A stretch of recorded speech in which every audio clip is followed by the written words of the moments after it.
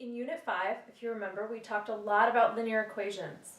And if we look back, we remember that we had three forms of linear equations. We had standard form, slope-intercept form, and point-slope form. Well, in Unit 6, we're going to be looking a lot at systems of linear equations. What is a system of linear equations? Well, systems of linear equations are just two or more linear equations working together. So we're going to focus on two equations working together, and we can see what that looks like down here. We have an example down here where we have this bracket, which shows us that we have a system with one equation, this one happens to be in standard form, and another one, which happens to be in slope-intercept form. We can also take these forms and graph them, which is what we're focusing on today, focusing on graphing systems of linear equations.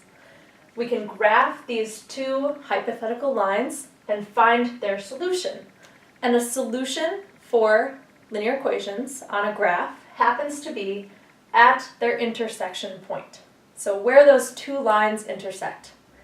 And if we're talking about what a solution in general is of a linear equation, it's put into the form of an ordered pair. So we can see here that this intersection point is at x comma y.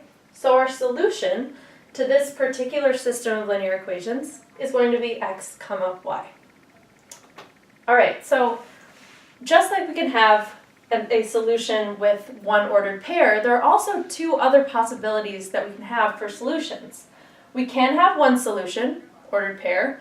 We can also have no solution. So if we're given two lines that never intersect, we won't find that they have any solution. When do we have lines that don't intersect? When they're parallel. So we can see here that when two lines run side by side, they don't intersect, so they have no solution. We'll talk about that more later. You can also have infinitely many solutions if your two lines are actually the same line. So here we see that these two lines run directly on top of each other, so they intersect at all points, which means they have infinite solutions. We'll talk about that later too. So the steps for graphically solving a system of linear equations involves three steps. First, you're going to graph the first line in your system. So you graph the first line. Second step, you can probably guess, graph the second line. And finally, using those two lines, you can determine the point of intersection. So point of intersection.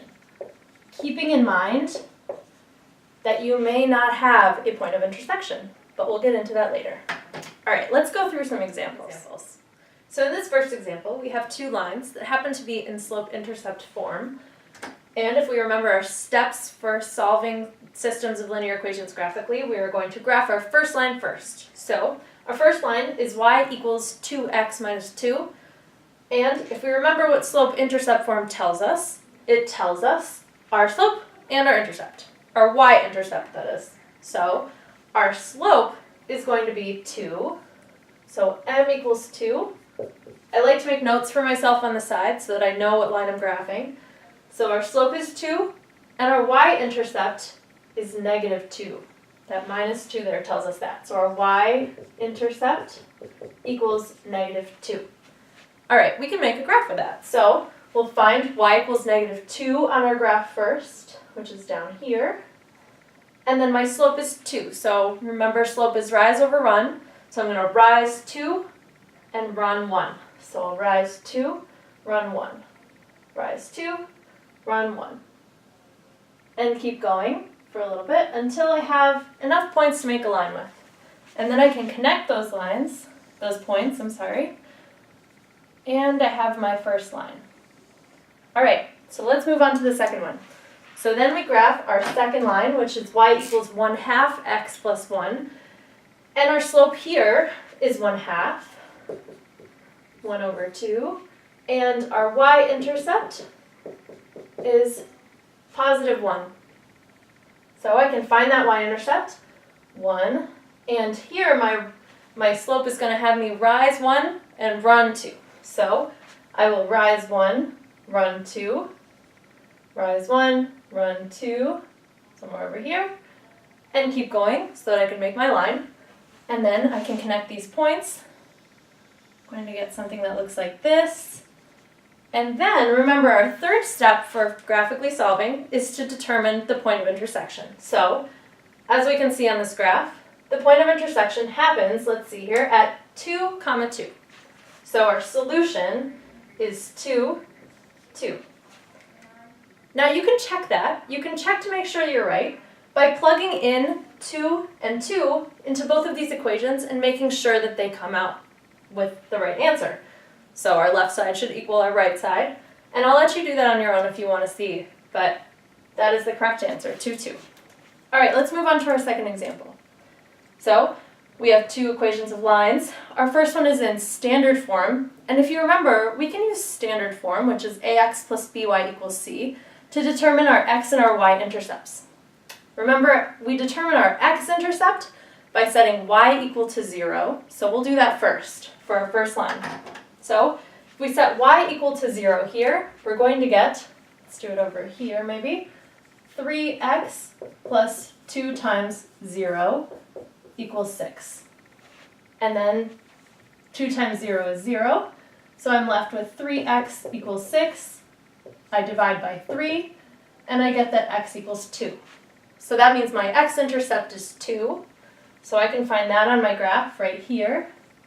I need a y-intercept before I can make a line though, so I'm going to set x equal to 0 now, and I'll get 3 times 0 plus 2y equals 6. This is just 0, and I get 2y equals 6, divide by 2, and I get that y equals 3. So my y-intercept is 3. 1, 2, 3. Okay, I have 2 points. I can connect them, make my line. Let's do that. Alrighty. Now, my other line just says x equals minus 2. Well, what does that look like on our graph? X equals minus 2, if you remember, just means that x equals minus 2 everywhere on our graph. So I can make a line, a vertical line, x equals minus 2. Now, my two lines here don't quite look like they intersect, but they in fact do. If I extend this line, as I should, I will find that this point, and if I continue this upwards, I will find that this point is negative 2, 6. Negative 2, 6. And I will let you check that to make sure that it works with both equations. All right, let's talk about some specific examples, some special cases now. Okay, let's try a few examples with the special cases we talked about earlier. So here in example number 3, we're going to start by graphing our first equation. So our first equation is y equals 2x plus 3, which is in slope-intercept form.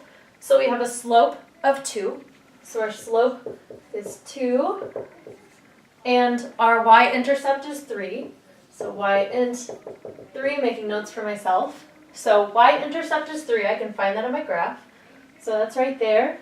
And then I can use my slope to make a line. So I'm going to go left and down, which keeps it positive. So I'm going to go left 1 and down, left 1 and down 2. And I have a few points that I can connect to make my line. Okay, we got our first line down, that's great. Now let's graph our second line, which is 2x minus y equals negative 1. This is in standard form. So we can use this to find the x and y-intercepts, remember? So we're going to set y equal to 0 first to find our x-intercept. So we're going to get 2x minus 0 equals negative 1, which is just 2x equals negative 1. And when I divide by 2, I get that x equals negative 1/2. So that's my x-intercept, which I can find on my graph. Right here, x equals negative 1/2. And I can find my y-intercept by setting x equal to 0. So I'll get 2 times 0 minus y equals negative 1. And that is just negative y equals negative 1, because 2 times 0 is 0. And if negative y equals negative 1, I can divide by negative 1, and I get that y equals 1. So on my graph, my y-intercept is 1. And I can connect those, and I will find that these two lines are actually parallel. They have the same slope. This means that my solution does not exist. I have no solutions because I have no intersection points. Remember, that's the third step in graphing to solve a system of linear equations, is to determine the intersection point. But I don't have an intersection point, so there is no solution. So I have no solution. All right, let's move on to example number 4. So in this example, we'll start with graphing our first equation here, our first line, which is 2x plus 3y equals 3. Also in standard form, we can use it to find the x and y-intercepts. So we're going to set y equal to 0 first to find the x-intercept. So we have 2x plus 3 times 0 equals 3. And 3 times 0 is just 0. So I get that 2x equals 3. So x equals 3 over 2, or 1.5. All right, I can find that. That is my x-intercept. So I'll find 3/2, or 1.5, on my graph. And then I can find my y-intercept by setting x equal to 0. So I'll have 2 times 0 plus 3y equals 3, which is just 3y equals 3. And if I divide by 3, I get that y equals 1. So y equals 1 is my y-intercept. And I can connect these 2 points just like that. And I can move on to my second line. My second line, this one is in point-slope form. And if you remember, point-slope form gives us a point on our line and our slope. So our point is going to be x minus a value and y minus a value. So our point is going to be 3, comma, and this is really y minus -1. Remember, it has to be y minus a number on the left side. So that y minus -1 means that our point is 3, comma, -1. So I can find that on my graph first. I can have 1, 2, 3, comma, -1, which is right there. And I have a slope of -2 over 3, which means that, let's write that down here, slope is -2 over 3, which means I have a rise of 2 and a run backwards of 3. Conversely, I can have a rise or a fall of 2 and a run going forwards of 3. I have to keep it negative. So I can do, let's see, rise of 2, run of 1, 2, 3, rise of 2, run of 1, 2, 3. And if I connect those points, I find that my lines are the same. So if my lines are the same line, I have infinitely many points where they intersect because they are the same line. So my solution is just infinitely many solutions. So I have infinitely many solutions. And you can pick any of these solutions. So you can pick a point on this line, and it will work for both of these equations. All right. So today we talked about graphing to solve systems of linear equations. Next, we're going to look at some applications, some practical applications of using graphing systems of linear equations. And I hope that you will try these problems at the bottom of your guided notes. Thank you.